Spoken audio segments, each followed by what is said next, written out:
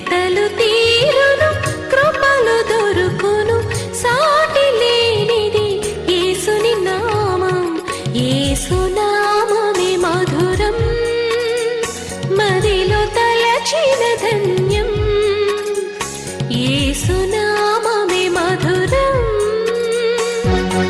ప్రభువునందు ప్రియమైన దేవుని బిడ్డలారా, హెబ్రీ పత్రిక వాక్య ధ్యానాలు చాలా దీవెనకరంగా ఉన్నాయి. మీరు గ్రహించగలిగితే ఇటువంటి లోతైనటువంటి విషయాలు వివరించే కార్యక్రమం చాలా అరుదుగా ఉంటుంది, చాలా అరుదు. క్రైస్తవ్యాన్ని అర్థం చేసుకోవటానికి దేవుని ప్రణాళిక, దేవుని పని అర్థం చేసుకోవటానికి ఇది ఉపయోగపడుతుంది. నేను ధన్యుడిగా భావిస్తున్నాను. ప్రార్థన చేసుకున్నాను. మమ్మలను మిక్కిలిగా ప్రేమిస్తున్న తండ్రి, వందనాలు, స్తోత్రాలు. మీ చేతులకు మమ్మల్ని సమర్పించుకుంటూ మీరు మాట్లాడగా వినాలని యేసునామాన్ని అడుగుచున్నాం తండ్రి. ఆమేన్. ప్రియమైన దేవుని బిడ్డలారా, హెబ్రీ పత్రిక 10వ అధ్యాయం మీ ఎదుట ఉంచుకోనండి. నేను అక్టోబర్ 31కి ముగించాలనుకున్నాను, వీలయ్యేట్టు కనపడటం లేదు. డిసెంబర్ 18 వరకు కంటిన్యూ చేసైనా ముగించాలని ప్రయత్నం చేస్తున్నాను. రోజుకు 2 ప్రసంగాలు చేయాలనుకున్నాము. సాంకేతిక శక్తి చాలలేదు, ఆర్థిక శక్తి చాలలేదు. సాంకేతిక శక్తి చాలలేదు, ఆర్థిక శక్తి చాలలేదు.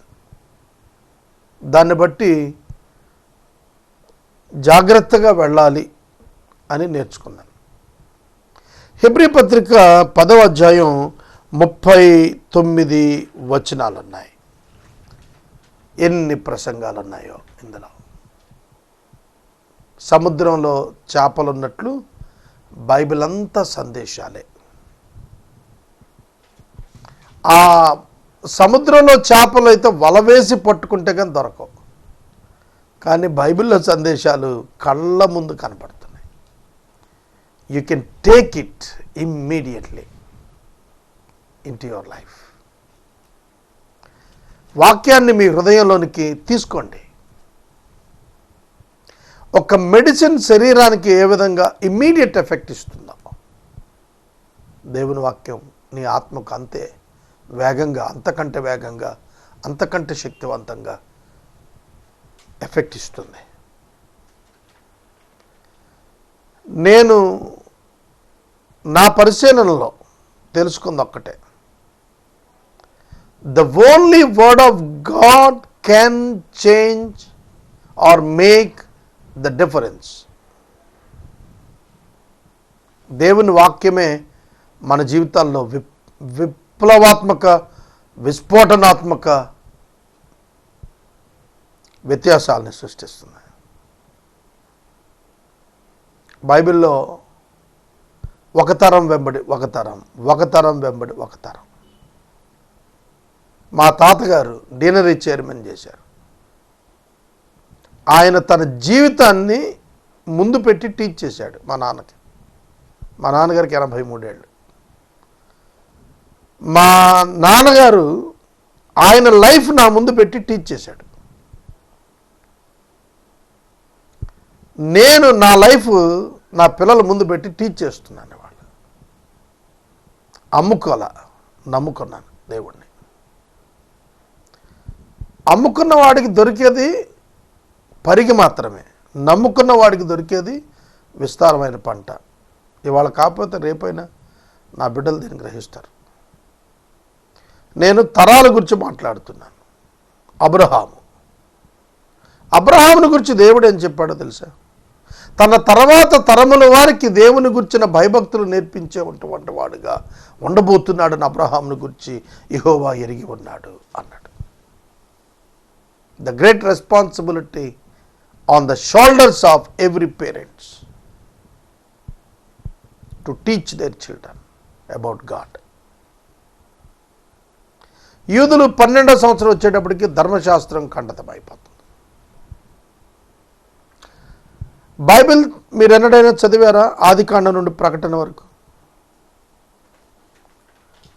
బైబిల్ మీరు ఎన్నడైనా ఉపవాసములో చదివారా? బైబిల్ మీరు ఎన్నడైనా మోకాళ్ళ మీద చదివారా? మైల్స్ మన్రో అనేటువంటి ఒక భక్తుడు, బహామాస్ అనే ప్రాంతం, సౌత్ ఆఫ్రికాకు చెందినవాడు, చనిపోయాడు 2004లో. విస్ఫోటనాత్మకమైన charismatic speaker. He challenged me many times through his messages. నేను హెబ్రీ పత్రిక గురించి మాట్లాడబోతూ ఈ మాటలు చెబుతున్నాను. I'm not deviating. ఎందుకు హెబ్రీ పత్రిక అంత అవసరమో, ధ్యానాలు అంత అవసరమో చెబుతూ ఈ మాట చెబుతున్నాను. మైల్స్ మన్రో 25వ సంవత్సరం వివాహం చేసుకున్నాడు. ఆయన చెప్పిన మాట ఏమిటంటే, నేను నా జీవితంలో నా భార్య కన్యకగా, నేను స్త్రీని ఎరిగిన వానిగా వివాహంలో ప్రవేశించాం. There are so many temptations. అయినా కూడా మా జీవితం ఫలభరితం చేసుకోగలిగామన్నాడు. పాపానికి దూరంగా వెళ్ళిపోవటం ద్వారా వారి జీవితం మహోన్నతంగా వెలిగింది. 11 మంది సంతానం ఉన్న ఆ కుటుంబంలో దైవ సేవకుడు తండ్రి బాప్టిస్ట్ పాస్టర్. ఆ కుటుంబంలో ఆయన ఎదిగి 17వ సంవత్సరం వచ్చేటప్పటికి ఆ దేశంలోనే శక్తివంతమైన యువకుడిగా మారాడు. కారణం ఏంటో తెలుసా? ఉపవాసం ఉండి బైబిల్ చదివాడు. ఉపవాసం ఉండి బైబిల్ చదివాడు. అలాగే హైదరాబాద్లో సాతులూరి మిత్రా గారు అని ఉన్నారు. సాతులూరి మిత్రా గారు, ఆయన తల్లి ఆయన్ని మోకాళ్ళ మీద 5వ తరగతి పూర్తయ్యే లోపట ఇంగ్లీష్ బైబిల్ చదివించారు. He completed the Bible reading, the whole Bible reading on his knees. South ఏషియాలో హగై ఇంటర్నేషనల్కి డైరెక్టర్గా పనిచేశాడు. రిక్ వారెన్, మీరు పేరు వినే ఉంటారు. 15 సంవత్సరాలు ఆయన సేవా జీవితంలో ఫలాలు లేని, మందిరము లేని, స్థలము లేని వానిగా ఉన్నాడు. ఇవాళ 60,000 మంది సంఘం, 120 దేశాల్లో సేవ చేస్తున్నాడు. ఏమిటి ఈ గొప్ప మార్పులకు కారణం ఏమిటి? ప్రపంచంలో ఉన్నత స్థానాలకు వెళ్ళటానికి కారణం ఏమిటి? సొలొమోను మహారాజు యొక్క జ్ఞానానికి కారణం ఏమిటి? సొలొమోను మహారాజు ఎంత జ్ఞాని అంటే, నా స్టేట్మెంట్ నేను చెప్తున్నాను, నా సొంత మాట చెప్తున్నా వినండి. 1000 ఐన్స్టైన్స్, 1000 ఎడిసన్స్, 1000 గుటెన్బర్గ్స్, 1000 మార్క్ పొలోని, 1000 జేమ్స్ వాట్స్ కంటే కూడా ఎక్కువ. ఎంతకాలం బతికాడు? 70 సంవత్సరాలు. ఎట్లా సాధ్యమైంది? మనంత మెదడే, మనకున్న మెదడే. Even Einstein less than 15% brain use చేశాడు. లెస్ దాన్ 15% ఆయన బ్రెయిన్ యూజ్ చేశాడు. 85% of his brain is unused, వాడకుండానే ఉండిపోయింది. How potential a man was. ఎంత శక్తివంతుడు మానవుడు. హెబ్రీ పత్రిక మీరు చదివితే, ఈ మానవుడు పాపము వలన నాశనం అవుతుండగా కృపచేత దేవుడు రక్షించడానికి పూనుకున్నాడు. దావీదు భక్తుడు ధర్మశాస్త్రాన్ని దివారాత్రం ధ్యానం చేశాడు.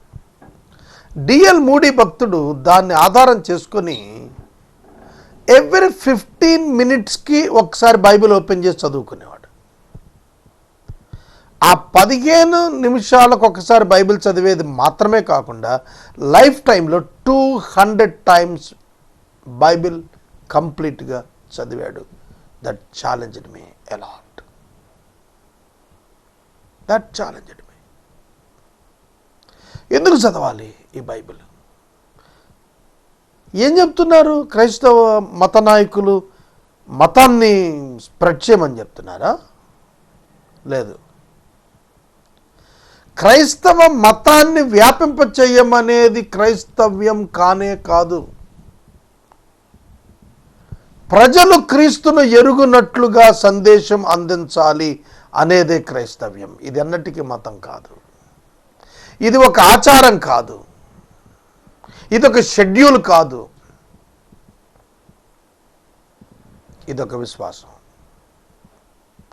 అన్ని విశ్వాసాల వంటి విశ్వాసం కాదు, ఒకే విశ్వాసం. ఇది ఒక్కటే పరిష్కారం. యేసు పరిష్కారం కాదు నా కార్యక్రమం పేరు. యేసే పరిష్కారం. యేసు ఒక్కడే, యేసు మాత్రమే పరిష్కారం. హౌ? ఎలా? క్రాస్ ఆఫ్ క్రైస్ట్, క్రీస్తు శిలువ. 1998 సంవత్సరం జనవరి 18వ తారీఖు 1998 జనవరి 18 విశాఖపట్నం జిల్లా అరణ్య ప్రాంతం కాకరపాడు అనేటువంటి గ్రామం. ఖచ్చితంగా 21 సంవత్సరాల క్రితం, నాకు 28 ఇయర్స్ అట్లా ఆ ఏజ్ గ్రూప్లో ఉన్నాను. 13 మందికి బాప్తిస్మం ఇచ్చాను ఆ రోజున. నా లైఫ్లో మర్చిపోలేని రోజు. నేను బాప్తిస్మాలు ఇచ్చి రోడ్డు పక్కనే చిన్న కల్వర్ట్, అందులో శామ్యూల్ రాజు అనే సేవకుడు నాతో పనిచేశారు. జేకర్ రాయ్ అనే డివిజనల్ ఇంజనీర్ ఆ రోజున ఏఈ నాతో ఉన్నాడు. సంఘము మేమంతా నడిచి వస్తున్నాము. రోడ్డు పైన 3-4 గంటల మధ్యలో మేము బాప్తిస్మ స్థలం నుండి మందిరమునకు వస్తూ ఉండగా ఆకాశము తెరవబడి, ఒక కొన పైన, ఒక కొన ఆకాశమున, ఒక కొన భూమిపై ఒక మహోన్నతమైన చెక్క శిలువ. పట్టపగలు ఆకాశం తెరవబడి, నా వ్యక్తిగత జీవితంలో నేను స్వయంగా కొన్ని నిమిషాల పాటు ఆ శిలువను వీక్షించాను. నా ప్రక్కవారిని అడిగాను, నాకు అలా కనపడుతోంది, నీకేమన్నా కనపడుతుందా? వైల్ ఐఎమ్ వాకింగ్ ఆన్, నేను నడుస్తూనే ఆయన అడిగాను. నా ప్రక్కన జేకర్ రాయ్ అన్నాడు, నాకేం కనపట్టలేదన్నాడు. నేను అక్కడనే మోకరించాను. తార్ రోడ్డు అది, నర్సీపట్నం రోడ్డు. ప్రార్థన చేశాను. 20 ఇయర్స్ అయిపోయింది. అది దేవుడు తన కుమారుడైన క్రీస్తు యేసు శిలువపై ఇచ్చినటువంటి ఆ గొప్ప రక్షణను సమస్త లోకానికి చాటటానికి కావలసినటువంటి ఒక మహోన్నతమైనటువంటి దర్శనంగా నేను గుర్తించాను. 3వ శతాబ్దంలో కాన్స్టాంటైన్ చక్రవర్తికి కలలో కనిపించింది సేమ్ చెక్క శిలువ. నేను పౌలు దమస్కు మార్గంలో క్రీస్తుని చూసినట్టుగా నేను చూడగలిగాను. నేను ఎందుకు ఈ మాటలు చెబుతున్నాను? హెబ్రీ పత్రిక ధ్యానాల్లో ఉన్నాం, నేనేం మర్చిపోలేదు. ఈ హెబ్రీ పత్రిక ధ్యానిస్తున్నప్పుడు ఒక్కటే expository objective, the cross of Jesus Christ and the blood of Jesus Christ on the cross. యేసుక్రీస్తు కూడా నీకులాగా నాకులాగా 5 లీటర్లు 5.5 లీటర్ల రక్తం ఉంటుంది. ఈ 5.5 లీటర్ల రక్తం మానవ పాపమును, మానవ హృదయాన్ని కడిగేస్తుంది. ఇన్ని కోట్ల మంది ప్రజలు అంటే ఏంటి అర్థం? It doesn't mean that it is a physical. It's not physical, భౌతికంగా కాదు. ప్రాణానికి ప్రాణం, ప్రాణానికి ప్రాణం. ఆదాము చేసినటువంటి పాపానికి, అనగా ఆదామునందు ఉన్న మానవ జాతి చేసిన పాపానికి, ఇవాళ ప్రపంచంలో ఏ మానవుడైతే ఉన్నాడో ఆ ప్రతి మానవుడు కూడా ఒకే మనిషి నుండి వచ్చాడు, ఒకే మనిషి గర్భం నుండి వచ్చాడు. కాబట్టి ఆ ఆదాము నుండి కలిగిన మనందరి యొక్క పాపము కొరకు ఒకే ఒక కడమ ఆదాముగా ఆయన శిలువ పైన మరణించాడు. ఆయన యందు విశ్వాసం ఉంచిన వారందరి పాపములకు ప్రాయశ్చిత్తం ఆయన ఇవ్వటానికి ఆయన సమర్థుడై ఉన్నాడు. అది హెబ్రీ పత్రిక చెబుతోంది. అందుకనే హెబ్రీ పత్రిక 10వ అధ్యాయం 39 వచనాల్లో కూడా వ్రాసి ఉన్నటువంటి మాటలు చదువుతున్నప్పుడు ఒక్కటే కనబడింది. ఏంటంటే క్రీస్తు శిలువ, పాపము పాపక్షమాపణ, దేవుని క్షమాపణ, దైవ ప్రణాళిక, the God's justice demands the punishment for sin. అదే కనబడుతుంది. కనుక మనుషులందరూ గుర్తెరగాల్సింది తమ పాపానికి పరిహారం ఎలా. How can we get the redemption? How can we get the forgiveness from all our sins, iniquities, disobediences? ఒకటే దేవుడు ఏర్పరిచిన ఆధారం శిలువ. అందుకే 10వ అధ్యాయం ప్రారంభ మాట, ధర్మశాస్త్రం రాబోతున్న మేలుల ఛాయ గలదియే గాని ఆ వస్తువుల నిజస్వరూపం కలిగినది కాదు. ధర్మశాస్త్రంలో మనకు కనబడుతున్న వస్తువులే కనబడుతున్నాయి, కానీ ఆ వస్తువులు ఛాయా వస్తువులు, వాస్తవ వస్తువులు కాదు. ఆ వాస్తవ వస్తువు అంటే నిజమని, వస్తువు good. For since the law has but a shadow of the good things to come instead of the true form of these realities. True form, నిజస్వరూపం ఆఫ్ రియాలిటీస్ అంటే నిజమైనవి. ధర్మశాస్త్రంలో మనకు చూపించబడిన వస్తువులు నిజ వస్తువులు కాదు, అవి ఛాయా వస్తువులే, మోడల్ వస్తువులే, ఎగ్జాంపులరీ వస్తువులే, రియాలిటీసే. కానీ అసలు రియాలిటీ పరలోకంలో ఉంది. ప్రత్యక్ష గుడారములోని అతి పరిశుద్ధ స్థలములోని మందసములోని దేవుని సన్నిధి భూమి మీద ఉంది అని చెప్పటం అది ఛాయ. కానీ పరలోకంలో సింహాసనం మీద దేవుని యొక్క సన్నిధి ఉన్నది. That is reality. What is reality? Reality is in the heaven, the shadow is on the earth. ఇశ్రాయేలీయులు చూసింది షాడో మాత్రమే. నువ్వు చూడలేవు మోషే నన్ను అన్నాడు దేవుడు. నిర్గమకాండం 33వ అధ్యాయం 20వ వచనంలో, మోషే ఏ నరుడు నన్ను చూచి బ్రతకడు, నువ్వు నన్ను చూడలేవు, నా వెనక భాగాన్ని చూడు, నేను నిన్ను బండ సందులో దాచి నా చెయ్యి అడ్డుపెట్టి దాటి వెళ్ళిపోతాను, నా వెనక భాగాన్ని చూడు. ఏంటి దాని అర్థం? ఏ మానవుడు దేవుణ్ణి చూడలేడు. దేవుణ్ణి ఒకే ఒకడు చూచాడు, ఆయన యేసుక్రీస్తు కన్య గర్భాన్ని జన్మించిన తర్వాత దేవుణ్ణి చూసి వచ్చాడు అనే అవగాహన తప్పు. అది కాదు. దేవుని యొద్ద ఉన్నవాడు, దేవుడై ఉన్నవాడు, వాక్కు అయి ఉన్నవాడు, దేవుని ఎరిగినవాడు, దేవుని చూచినవాడు, ఆ తరువాత నరుడైనవాడు, నరావతారి అయినవాడు, శరీరాన్ని దర్శించినవాడు, కన్య గర్భాన్ని వచ్చినవాడు.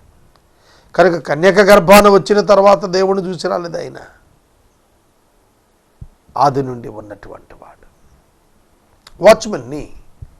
వాచ్మెన్ని చైనాకు సంబంధించినటువంటి భక్తుడు, గత శతాబ్దపు భక్తుడు. ఆయన ది చర్చ్ అని ఒక బుక్ రాశాడు. అందులో ఆయన రాసిన మాట ఏమిటంటే, ఆదికాండం 1:26లో మన పోలిక చొప్పున మన స్వరూపములో నరులను చేయుదము. ప్లానింగ్. దేవుడు తన పోలిక చొప్పున స్త్రీలను పురుషులను తన స్వరూపాన్ని చేశాను. Reality. Planning and execution. Planning వచ్చేటప్పటికి ప్లూరల్ నౌన్ మనము వాడాడు.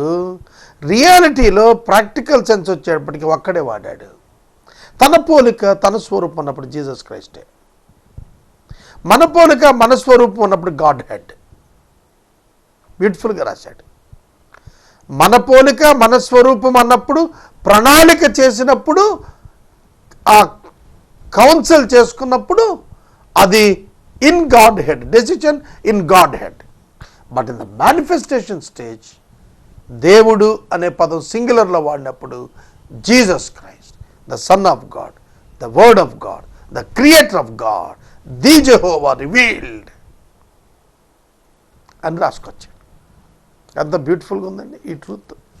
అవును, యేసుక్రీస్తు ప్రభువు, పరలోక రాజ్యము, దేవుడు, దేవుని సింహాసనము, దేవుని మందిరం, దేవుని యొక్క మందిరం, దేవుని యొక్క ప్రధాన యాజకుడు, దేవుని యొక్క బలి పశువు, దేవుని యొక్క వాక్యము, దేవుని యొక్క యాజకత్వము,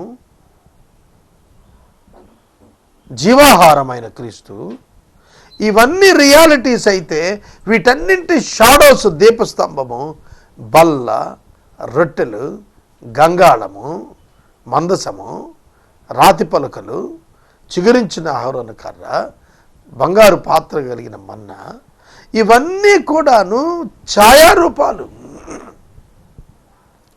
ఛాయారూపాలు కనబడుతున్నాయి అంతే, మనకు మోడల్గా కనబడుతున్నాయి. కానీ రియాలిటీ క్రీస్తులో ఉంది. ఆ వస్తువుల నిజస్వరూపం కలిగింది కాదు. ఏమిటది? వస్తువులు అంటున్నాడు, నిజస్వరూపం కాదంటాడు. వస్తువులు అంటే చెప్పాను నేను మీకు మొన్న ఎగ్జాంపుల్. తాజ్మహల్. తాజ్మహల్ ఆగ్రాలో ఉంది, అది ఒరిజినల్. తాజ్మహల్ రోడ్ల మీద పెట్టి అమ్ముతున్నారు, అది ఛాయ. ఇది వస్తువే, but it is the model one, it's not real one. Stone అలాగే ఉంటుంది, కలర్ అలాగే ఉంటుంది. మీకు తాజ్మహల్ బయట అమ్ముతూ ఉంటారు, పాలరాయితో చేసిన తాజ్మహల్స్. అర్థమవుతుందా? అది ఛాయ మాత్రమే. వాస్తవం తాజ్మహల్ చూడాలి మీరు ఒకసారి. I encourage you to see that. Go and see it. వెళ్ళండి, ఇది చూసి రెండోసారి. ఎటువంటి కట్టడం, ఎంత అద్భుతంగా మలచాడు దాన్ని. ఒక మహమ్మదీయుడు తన యొక్క భార్యను ప్రేమించి కట్టాడు ముంతాజ్ గారికి. It's a tomb. ఆయన భార్య సమాధి అది. కాబట్టి మనం రియాలిటీ ఏంటో తెలుసుకోవాలి. Reality is in heaven. మోషే 40 రోజులు సీనాయి పర్వతం మీద ఉన్నప్పుడు దేవుడు ఆ వాస్తవాలన్నీ చూపించి, this is the plan of God. మోసే ఇదయ్యా. అందుకే మోషే ఆ రోజు చెప్పాడు, నా వంటి ప్రవక్తను వేరొకని మీ సహోదరుల నుండి దేవుడు పుట్టిస్తాడు, మీరు ఆయన మాట వినాలి. మీరు ఆయన మాట వినాలి. That is the one who is real. అందుకే మోషే కంటే గొప్పవాడు. మోషే ఇజ్రాయేలీలను విడిపించాడు. ఇశ్రాయేలీలకి చెబుతున్నాడు దేవుడు మోషే కంటే గొప్పవాడని పౌలు తెలియజేస్తున్నాడు. అహరోను పాపక్షమాపణ కొరకు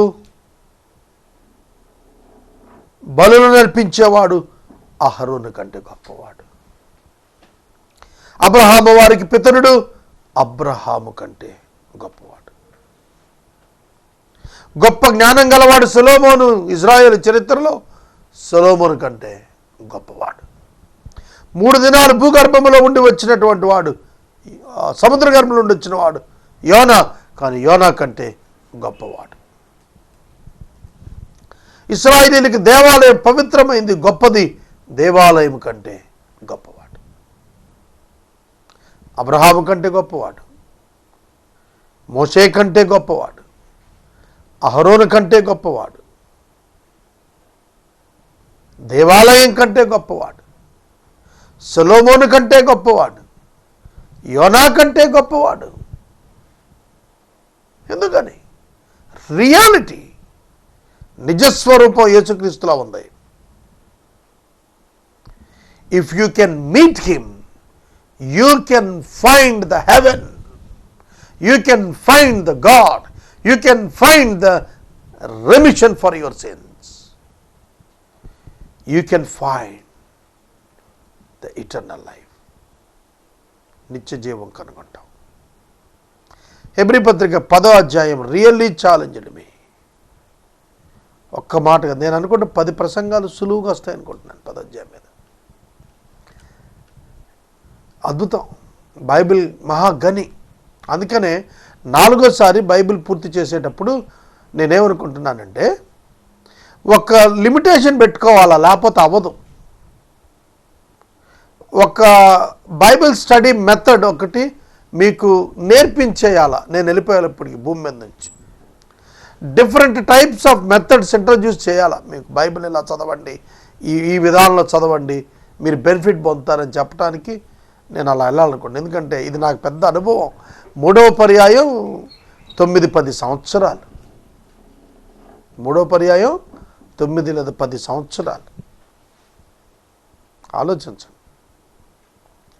కాబట్టి బైబిల్ గ్రంథ ధ్యానాలు మీకు దీవెనకరంగా ఉంటాయి. 10,000 మందిలో అతి ప్రియుడు అన్నట్లుగా ఉంటుంది యేసే పరిష్కారం, ఇఫ్ యూ లిజన్ కేర్ఫుల్లీ. ఈ గొప్ప పరిచయం పొందిన మనం ధన్యులం. ఎపిసోడ్ సహకారులు కావాలి, అలాగే మిషన్ పార్ట్నర్స్ కావాలి. ఇది నా ఒక్కడిది కాదండి, ఇది మీ అందరిది, మనందరిది. ఈ తరంలో మనం అందించి వెళ్ళిపోయింది 10 తరాలు 100 తరాలు భవిష్యత్తులో దేవుడిస్తే వాళ్ళకు మార్గదర్శకం అవుతుంది. 1750 సంవత్సరంలో జన్మించినటువంటి కార్నెగీ, ఆండ్రూ కార్నెగీ ఇవాళ ప్రపంచ చరిత్రలో నిలబడి కనబడుతున్నాడు. కనుక మనం ఆలోచన చేస్తే మరణం లేని వ్యక్తులుగా ప్రపంచంలో మిగిలిపోయిన వారందరూ కూడా ఎవరో ఒకరి సహాయంతో అవి సాధించిన వారే. వారి ఎఫర్ట్స్ అట్లా నిలబడిపోయినాయి. కాబట్టి బైబిల్ ఆదికాండం నుండి ప్రకటన వరకు తెలుగు బైబిల్ తెలుగులో ధ్యానిస్తూ తెలుగు ప్రజలకు కోట్ల మందికి కనువిప్పు కలగటం కొరకు దేవుడిచ్చినటువంటి మహావరం యేసే పరిష్కారం. దీనిలో మీ ఎఫర్ట్ ఒకవేళ 2,000 రూపాయలతో మీరు ఒక ఎపిసోడ్ చేస్తే అది ఒక పూదండలో ఒక పువ్వులాగా, ఒక బాటిల్ నీళ్ళలో ఒక చుక్కలాగా ఉండి దాహాన్ని తీర్చేదిగా మారుతుంది. It's true. మైండ్ఫుల్గా దీనిలో పార్టిసిపేట్ చేద్దాం. హృదయపూర్వకంగా దీనిలో భాగస్థులం అవుదాం. ప్రార్థన. మమ్మల్ని మిక్కిలిగా ప్రేమిస్తున్న తండ్రి, మీకు వందనాలు, స్తోత్రాలు. వాక్యం విన్న బిడ్డలను దీవించండి. యేసు వాస్తవం, యేసు వాస్తవం, యేసు సిలువ, యేసు రక్తము, యేసు మరణము, యేసు పునరుద్ధానము, యేసు జీవితము, యేసు జననము, యేసే మా జీవితానికి ఉపకారి, సహకారి.